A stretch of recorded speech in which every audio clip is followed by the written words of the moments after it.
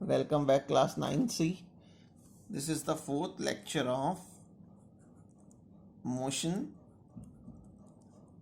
अब जो आज हम लोग हेडिंग पढ़ेंगे वो है एक्सेलरेशन. एक्सेलरेशन एक्सेलरेशन क्या होता है? ठीक है, देखिए हम लोग की बाइक में भी एक्सेलरेटर होता है, कार में भी एक्सेलरेटर होता है. जब हम एक्सेलरेटर का यूज़ करते हैं तो बाइक की या कार की वेलोसिटी चेंज हो जाती है. अगर एक्सेलरेटर बढ़ा दिया तो मेरी वेलोसिटी बढ़ जाती है, और अगर एक्सेलरेटर कम कर दिया तो वेलोसिटी कम हो जाती है. यानी एक्सेलरेटर का काम होता है वेलोसिटी में चेंज करना. तो अगर कोई बॉडी है उसकी वेलोसिटी कंटिन्यूसली चेंज हो रही है तो 1 सेकेंड में वेलोसिटी में जितना भी चेंज आता है उसको हम लोग एक्सेलरेशन बोलते हैं. The change in velocity of an object per unit time. The change in velocity of an object per unit time is called acceleration. या एक और डेफिनेशन लिख देते हैं, the rate of change of velocity. The rate of change of velocity is called acceleration. The rate of change of velocity is called acceleration. ठीक है, एक और डेफिनेशन मैं यहाँ लिख रहा हूँ, change in velocity of an object,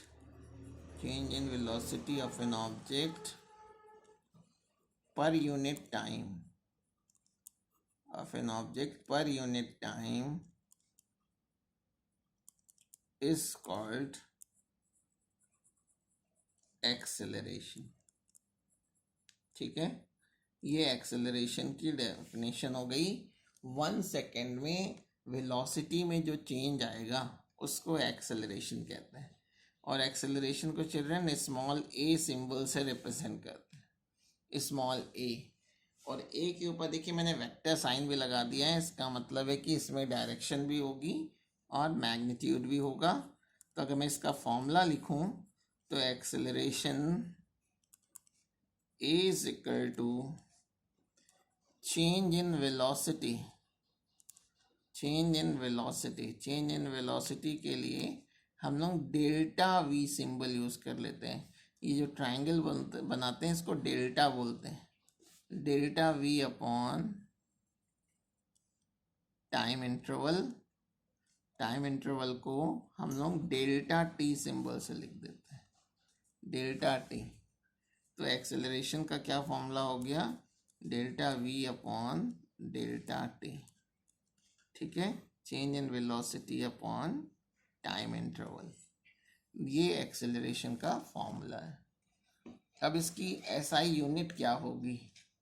SI unit को एमकेएस सिस्टम की यूनिट भी बोलते हैं. फर्स्ट लेक्चर में मैंने बताया था. तो यहाँ पर एसआई यूनिट देखनी है. तो देखो वेलोसिटी की यूनिट क्या होती है? वेलोसिटी की यूनिट हम लोग पढ़ चुके हैं कि मीटर पर सेकंड होती है, और टाइम अपॉन में है तो अपॉन में सेकंड आ गया. तो इसकी यूनिट क्या हो गई? मीटर पर सेकंड स्क्वायर. ठीक है, अच्छा. और एक्सेलरेशन कैसी क्वांटिटी है? It is a vector quantity है. इसका मतलब है कि इसकी डायरेक्शन होगी, मैग्नीट्यूड भी होगा. ठीक, अच्छा. अब एक्सेलरेशन भी चिल्ड्रन कई टाइप का होता है, तो मेरी नेक्स्ट हेडिंग हो जाएगी types of acceleration. Next heading है types of acceleration.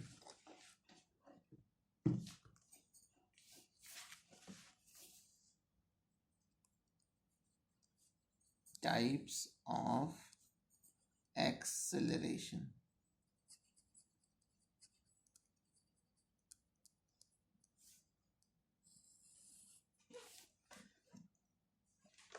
Types of acceleration children 3 type का होता है. पहला है पॉजिटिव एक्सेलरेशन.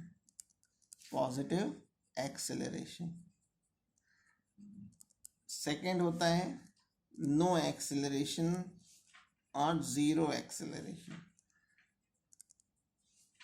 और थर्ड है नेगेटिव एक्सेलरेशन, और ये नेगेटिव एक्सेलरेशन को हम लोग डीसेलरेशन भी बोल देते हैं, डीसेलरेशन या रिटार्डेशन भी बोलते हैं, नेगेटिव एक्सेलरेशन और डीसेलरेशन।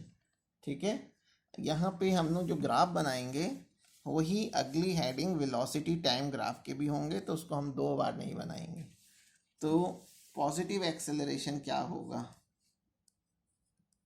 पॉजिटिव एक्सेलरेशन, साथ में मैं इसमें ग्राफ बनाता चलूँगा,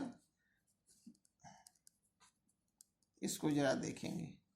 देखिए, अगर हम वेलोसिटी और टाइम के बीच में, टाइम को हमेशा एक्स एक्सिस के अलॉन्ग लेते हैं, जो वेरिएबल होती है उसको एक्स एक्सिस के अलॉन्ग, टाइम कंटिन्यूसली वैरी होता रहता है, वो कभी कांस्टेंट नहीं रहता।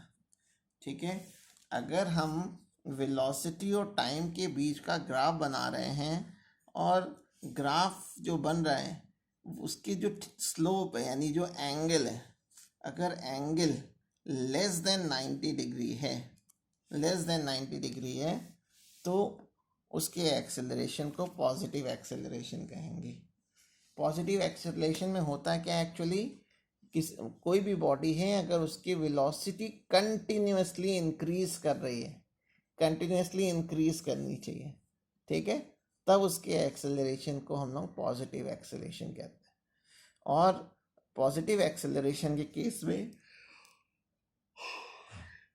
वेलोसिटी और टाइम के बीच का जो ग्राफ होगा उसका एंगल 90 डिग्री से कम होगा। तो पॉजिटिव एक्सेलरेशन में क्या होगा कि if the velocity continuously increases, if the velocity of a body increases continuously, if the velocity of a body increases continuously, then its acceleration is positive, acceleration is positive। और positive acceleration के case में velocity time graph जो बनाएंगे, in velocity time graph theta is less than 90 degree. अगर theta की value 90 से कम है तो उस केस में एक्सेलरेशन क्या होगा, पॉजिटिव होगा।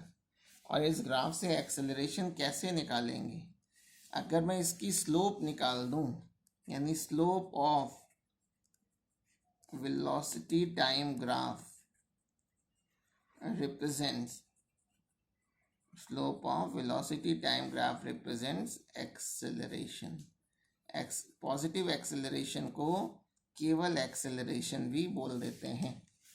ठीक है, अब सेकंड है ज़ीरो एक्सेलरेशन और नो एक्सेलरेशन, ज़ीरो एक्सेलरेशन और नो एक्सेलरेशन। अगर कोई बॉडी है उसकी वेलोसिटी कांस्टेंट है, वेलोसिटी में अगर चेंज नहीं आ रहा है तो उसमें कोई एक्सेलरेशन नहीं होगा, यानी बॉडी यूनिफॉर्म वेलोसिटी से मूव कर रही है। If a body moves with constant velocity, if a body moves with constant velocity, then it has no acceleration। तो याद रखिएगा, जब आप क्वेश्चंस पढ़ेंगे तो उसको कुछ क्वेश्चंस में कह रहा होगा कि body is moving with uniform velocity, uniform velocity के केस में एक्सेलरेशन नहीं होता। और इसमें अगर हम पोजीशन टाइम ग्राफ बनाएंगे, अगर हम पोजीशन टाइम नहीं वेलोसिटी टाइम ग्राफ अगर बनाएंगे, तो वेलोसिटी टाइम ग्राफ में थीटा की वैल्यू जो होगी वो 0 होगी, थीटा की वैल्यू 0 डिग्री। ठीक है, तो for uniform velocity means no acceleration, for uniform velocity और ज़ीरो एक्सेलरेशन, जो थीटा की वैल्यू होगी, theta is equal to 0 degree in V T graph, velocity time graph में थीटा की वैल्यू 0 हो जाएगी। फिर थर्ड टाइप का एक्सेलरेशन है नेगेटिव एक्सेलरेशन। नेगेटिव एक्सेलरेशन, जैसे पॉजिटिव एक्सेलरेशन में वेलोसिटी कंटिन्यूसली बढ़ रही थी, ज़ीरो एक्सेलरेशन में वेलोसिटी ना बढ़ रही थी ना घट रही थी, कांस्टेंट थी। लेकिन नेगेटिव एक्सेलरेशन में अगर कोई बॉडी है और उसकी वेलोसिटी डिक्रीज कर रही है, वेलोसिटी कंटिन्यूसली घट रही है, तब बॉडी के एक्सेलरेशन को हम लोग रिटार्डेशन कहते हैं।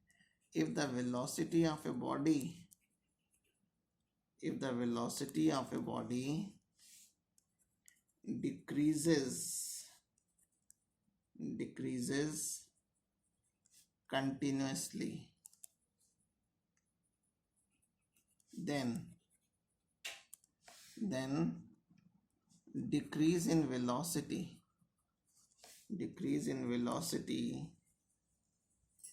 per unit time is called retardation, retardation और नेगेटिव एक्सेलरेशन भी बोल देते हैं या डीसेलरेशन भी बोल देते हैं। और इस केस में वेलोसिटी और टाइम के बीच का जो ग्राफ होगा, वो उसका जो एंगल होगा, थीटा जो होगा, वो 90 से ग्रेटर होगा। तो if theta is greater than 90 degree then acceleration will be negative. ये 3 टाइप के एक्सेलरेशन हो गए, ठीक है। अच्छा, अब चिल्ड्रन कुछ और पॉइंट्स देख रहे हैं वेलोसिटी टाइम ग्राफ से रिलेटेड। देखिए ये तीनों वेलोसिटी टाइम ग्राफ के में भी इंक्लूडेड होंगे, इसलिए इसको 2 बार नहीं पढ़ेंगे, इसको इसी में ही इंक्लूड मैंने कर लिया है। तो ये मैं इसको 1 2 3 पॉइंट्स ये कह दे रहा हूँ, 1 2 पॉइंट्स यहाँ पे देख रहा हूँ। देखिए अगर आपको कोई वेलोसिटी टाइम ग्राफ दिया हुआ है, वेलोसिटी और टाइम के बीच में ग्राफ बना हुआ है,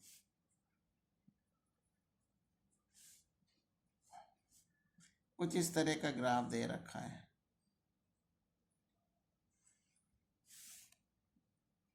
और आपसे डिस्टेंस निकालने को कह रहा है। तो जो ये फिगर बना हुआ है, इस पूरे का अगर मैं एरिया निकाल दूं, इस पूरे का एरिया अगर फाइंड आउट कर लूं, तो हमें डिस्टेंस पता चल जाएगा जो बॉडी ने कवर की होगी। तो एरिया, तो 4th पॉइंट हो जाएगा area covered by velocity time graph represents displacement और distance, ठीक है। तो अगर मुझे डिस्टेंस निकालना है तो हम क्या करेंगे, एरिया निकाल देंगे, एरिया ऑफ शेडेड रीजन। जो शेडेड रीजन है उसका अगर एरिया निकाल दें तो हमें डिस्टेंस पता चल जाएगा।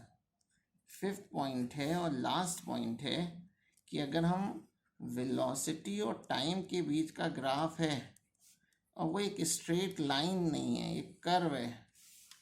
इससे पहले भी पढ़ चुके हैं कि अगर डिस्टेंस टाइम ग्राफ कर्व होता है तो वो नॉन यूनिफॉर्म मोशन होता है, लेकिन अब वेलोसिटी टाइम ग्राफ अगर है और वो कर्व है तो ये होगा नॉन यूनिफॉर्म मोशन नहीं, नॉन यूनिफॉर्म एक्सेलरेशन होगा, नॉन यूनिफॉर्म एक्सेलरेशन, ठीक है।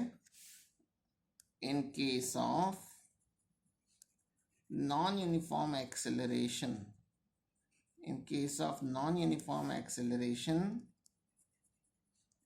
velocity time graph VT graph is a curve।